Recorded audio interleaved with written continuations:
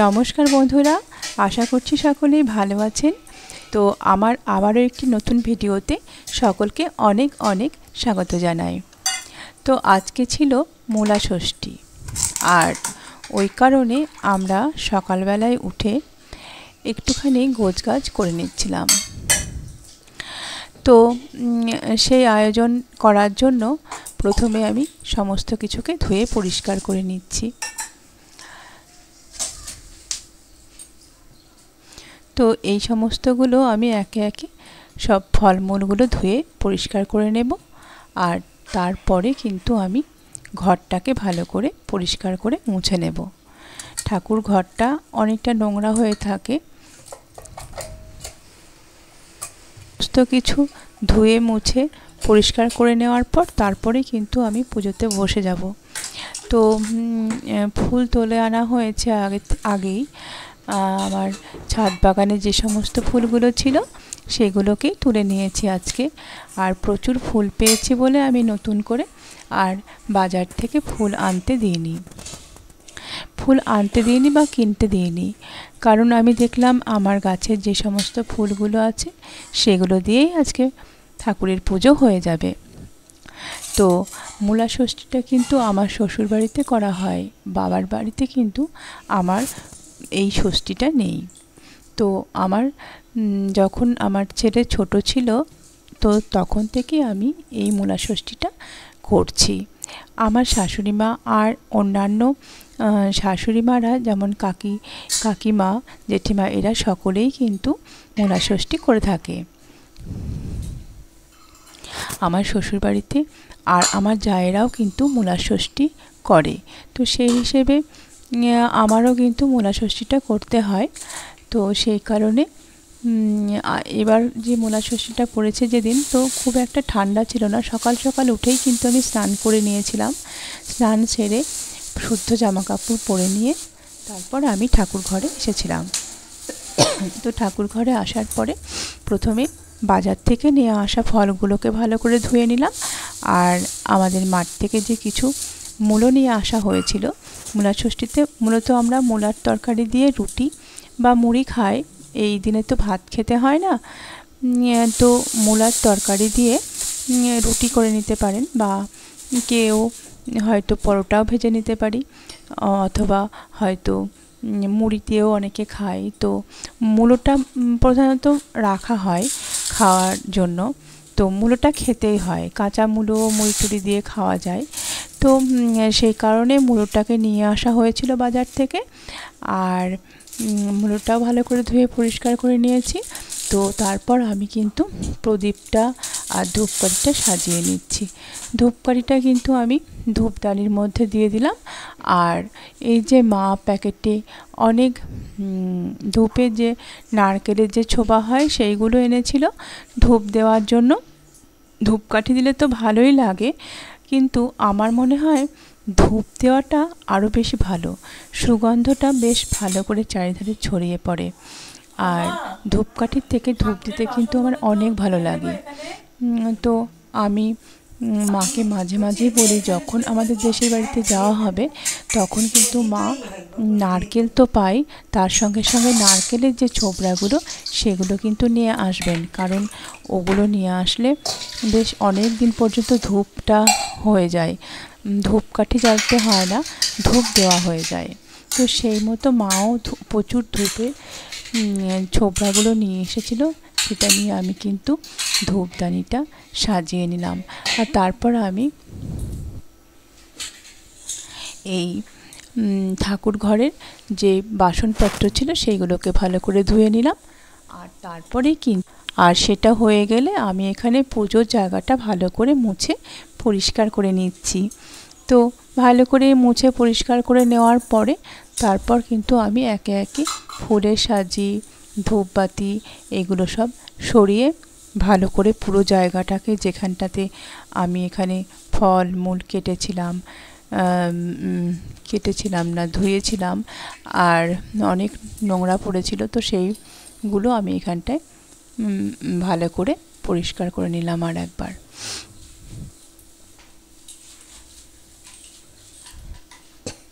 আজকে সকালে কিন্তু অন্য দিনের মতো হয়নি, বেশ সুন্দর ঝলমলিয়ে রোদটা উঠেছিল, আর ওই জন্য কিন্তু ঠান্ডা লাগছিল না।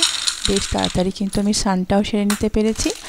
আর সকাল সকাল গাছে কিন্তু প্রচুর ফুল ছিল। অন্যদিন যেমন ফুল ফোটে না, সাদা ফুল বা জবা ফুল অল্প হয়, কিন্তু আজকে কিন্তু দেখলাম গাছে বেশ ভালো ফুল ফুটেছিল। পুজোর সময় মনে হয় ঠাকুরের মহিমাতেই কিন্তু এগুলো হয়। তো ফুলগুলো আমি তুলে নিয়েছি স্নান সেরে নেওয়ার পর। তারপর আমি মূলোর তরকারিতে কিছুটা পরিমাণ বাদাম দেবো বলে মাকে বলেছিলাম আগে থেকে বাদামটা আনিয়ে রাখতে। তো আপনারা কীভাবে রান্না করেন জানি না, কিন্তু প্রত্যেকে হয়তো মূলোর তরকারি খুব ভালোই রান্না করেন, কিন্তু আজকে এই মূলো ষষ্ঠীর দিনে মূলোর তরকারিটা রান্না করলে আমরা কিন্তু একটু বাদাম ভাজাও দিই।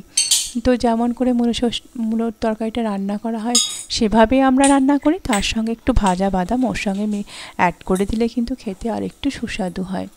তো সেই কারণেই এই আয়োজন করা। তো তারপর আমি পঞ্চপ্রদীপটা কিন্তু জ্বালিয়ে নেব, মানে জ্বালানোর জন্য রেডি করে নেব। প্রথমে কার্পাস তুলোগুলো এখানে সাজিয়ে নেব, তারপর কিন্তু আমি তেলটাকে ওই খাপটির মধ্যে ঢেলে আস্তে আস্তে মুখির মধ্যে যেটা হয় সেটাতে ঢেলে নিয়ে আস্তে আস্তে এর মধ্যে আমি অ্যাড করে দিলাম অল্প করে তেল। তারপর কিন্তু এটা রেডি হয়ে গেল। আর এখন আমি আলপনাটা আগে থেকেই দিয়ে রেখেছিলাম, আর এইগুলো ধূপচি ফুলের সাজি এগুলোও আগে থেকে পরিষ্কার করে রেখেছিলাম। আর এখন মোটামুটি প্রায় অনেকটাই কাজ কমপ্লিট হলো। এখন আমি এখানে একটা নতুন বস্ত্র পেতে দেব, কারণ এখানে আমি আগের যে এটা ছিল কাপড়টা সেটাকে আমি এখন তুলে নেব। আগের কাপড়টা একটু আগের তুলনায় একটু নোংরা ভাব হয়ে গেছে, অনেক দিন ধরে এটা পাতা আছে। তো সেই কারণে ভাবছি এটাকে আমি তুলে নেব, নিয়ে একটা নতুন কাপড় এখানে পেতে দেব। তো সেটা করার পর আমি কিন্তু ফলগুলোকে ভালো করে কেটে নেব। আগে থেকে আমি এটা ধুয়ে রেখেছিলাম, এবার আমি ফলগুলো কেটে নেব। আর আমি যখন সবার সঙ্গে মূলা ষষ্ঠী করতাম, মানে মা কাকিমাদের সঙ্গে, তখন কিন্তু আমি দেখতাম সকলে অনেক সকালে উঠে স্নান টান সেরে ঠিক একটা আমাদের বাড়িতে উঠান মতো ছিল চারিদিকে, হয় না যেমন আগেকার বাড়িগুলো হয়, মাঝখানে উঠান আর চারিপাশে বাড়ি। তো আমাদেরও দেশের বাড়িতে ওরকমই বাড়ি, একদিকে কাকিমাদের বাড়ি, একদিকে জেঠিদের বাড়ি, একদিকে আমাদের বাড়ি। তো মাঝখানে একটা উঠান আছে। তো কোনো দিন যদি আমি যাই তো এর মধ্যে আপনাদের সঙ্গে আমার মানে যোগাযোগ হয়, তো কোনো দিন ভিডিও করতে পারলে আমি করব আর সেটা আপনাদের সঙ্গে শেয়ার করব। তো সেই উঠানের মধ্যে তুলসী তলায় সবাই একসাথে বসে পুজো করা, ফল কাটা, ধূপ ধুনা দেওয়া, অঞ্জলি দেওয়া, তারপর সব শেষে হচ্ছে মূলা ষষ্ঠীর যে ব্রত বইটা থাকে সেটাকে পড়ে নিয়ে তারপর সবাই কিন্তু উলুধ্বনি শঙ্খধ্বনি দিয়ে প্রণাম করে তারপর কিন্তু যে যার ঘরে যায় আর রান্না বান্না করে তারপর খাওয়া দাওয়া করে। তো সেই মতো আমরা এখন এখানেই মা আর আমি মূলা ষষ্ঠী করি। এখন তো সবার সাথে থাকা হয় না, সেই কারণে আমরা দুজনেই এই ষষ্ঠীটা করি। আর এখন এখানেই আমরা নতুন করে ষষ্ঠী ব্রত পালন করি। তো প্রায় আমার ফলমূল কাটা শেষ হয়ে গেছে, আর কয়েকটা মতো আছে। তারপর কিন্তু আমি পুজোর জায়গাটাকে একটুখানি পরিষ্কার করে নতুন বস্ত্র একটা পেতে দেব।